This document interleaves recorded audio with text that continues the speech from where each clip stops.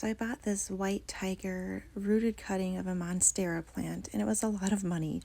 And I was so excited when I got the package that I carelessly opened it, and look what happened. I snapped the leaf right off. Oh my goodness, I was so bummed when that happened. Thankfully, the cutting that I bought already had a root system established. You can see the dark brown aerial root with the new white root growth. If you see here, I have a axillary bud that was already on the plant. I was so excited to see this. An axillary bud is the spot where that next new leaf is going to grow from. And so I figured, you know what? I think there's hope for my mistake. So what I did is I took a shears and I snipped off the stem of the leaf right at this point here. What I did next is I bought some of this fig moss. I don't know if I pronounced that correctly. Sorry if I didn't. But anyway, I'll show you this step by step a little bit later on how to use this. But what I did then is I put it into a little bowl, covered it with the moss, and then put a plastic baggie around it, and then placed that container underneath a growth light. And I let it sit, and I checked to make sure that the moss stayed damp, probably every 5 days or so, and I added water as needed.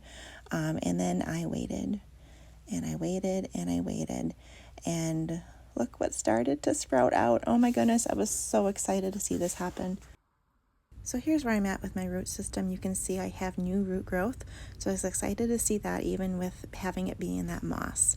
And so here I'll show you next how to do that moss. What you do is you soak it with some water and then let it soak for about 10 minutes or so.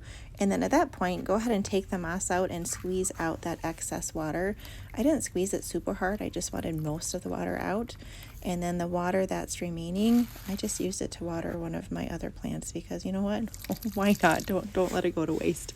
And then take your empty bowl, put about half of your moss on the bottom of that bowl, and then add your cutting root system onto that moss, making sure it's all covered, and then use a little bit more moss, cover the top of it, and then add your bag back for that extra humidity just to keep that humidity in there. Place it underneath your grow light. At the time of recording, my plant was not yet ready to be planted, but I wanted to show you how I would plant my plant once that leaf was a little bit further along established.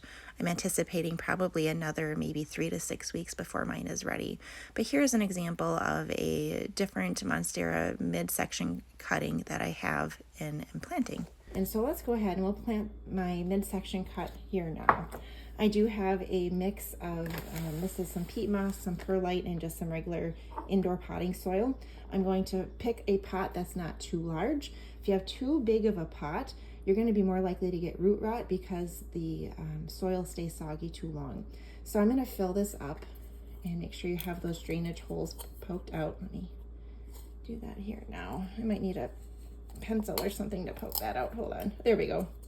So make sure you have drainage holes at the bottom of your pot. If you bought a pot that doesn't have them and it's not like ceramic or something, use a drill and make your own because you do indeed want that soil to be able to drain. I'm going to fill this up just over halfway. So